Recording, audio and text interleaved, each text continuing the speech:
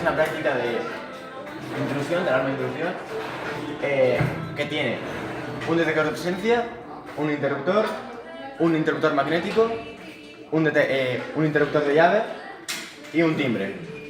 El detector de presencia, al pasar cualquier objeto por delante, lo detecta y emite un pulso. El detector de presencia debería de estar ajustado a más de 2 metros, como pide el fabricante, pero como aquí no podemos ponerlo a más de 2 metros, pues funciona, pero funciona demasiado rápido.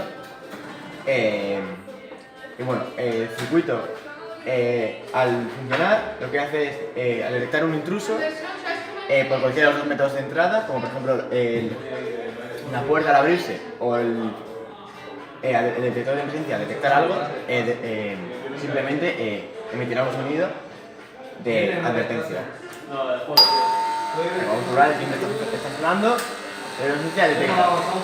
Ahora, para comprobar el detector magnético, lo que vamos a hacer es desconectar este de aquí, este cable, para que el detector deje de funcionar y podamos probar este.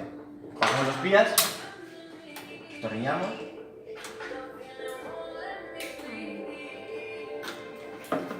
Hacemos bien para que no te peguen cosas luego.